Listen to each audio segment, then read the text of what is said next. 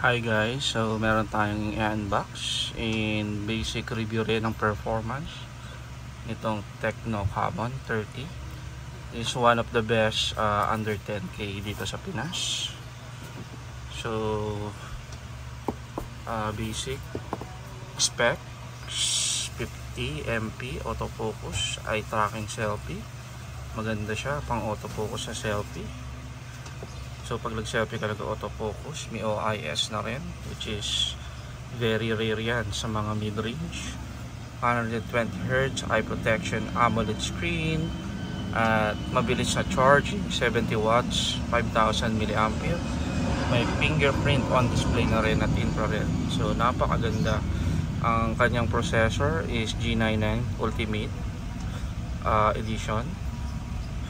So ito nga pala is 256 8GB with 12 months plus 1, so 13 months warranty. So without further ado, maksan natin to. Brand new lang to. So ayan, Camon. So inside the box is syempre itong unit, no?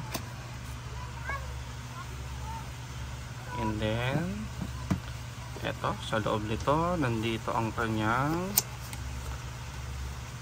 hard case,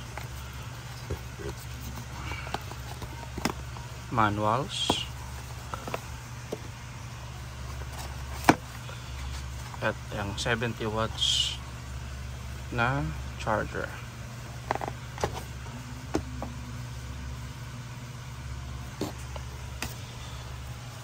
So ito na ang unit. Ito nga pala is color black. 120Hz AMOLED, Dolby Atmos, may infrared mode, 70 watts, 100 MP, ultra clear mode. So one of the best to sa under 10k segment dito sa Pinas.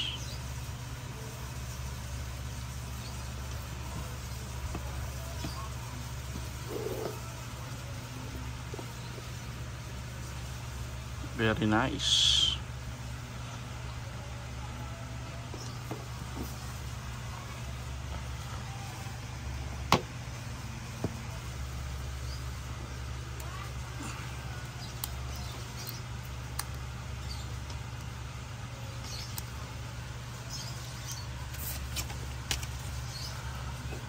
So napaka-slim.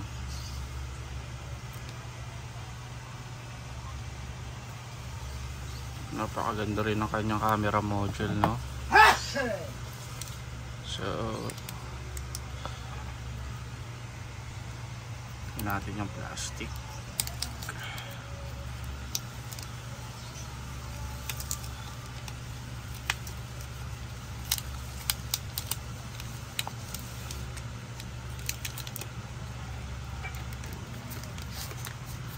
So siya. So mag-liter ang kanyang back. On natin.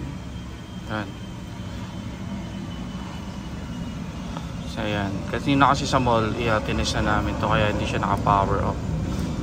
So by default, meron siyang screen guard. Kita niya naka-screen guard na siya. Yan, napakaganda ng display, AMOLED.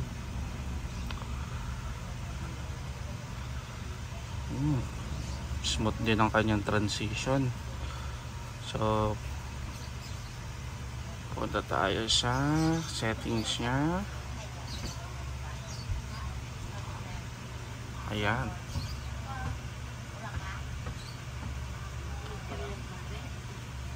Ito G99 50 MP.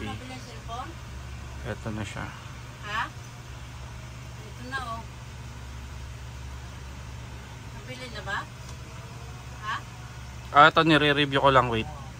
Lagyan mo sa picture namin yung baba mo. Mag-picture kayo dito. Ayan. G99 Ultimate. So RAM niya is Ingatan mo yan.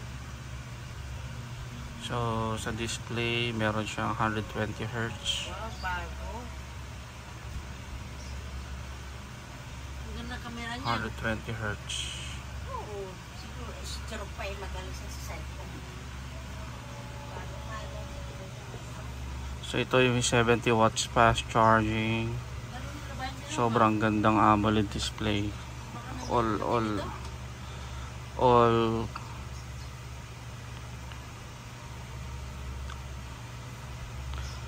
sa camera.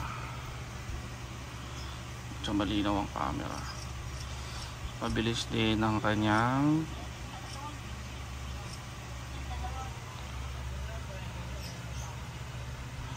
shutter, no?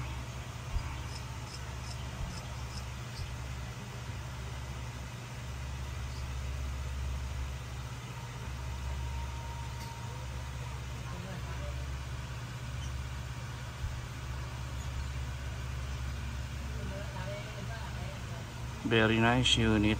Napakaganda at sulit nito. 70 watts fast charging pa.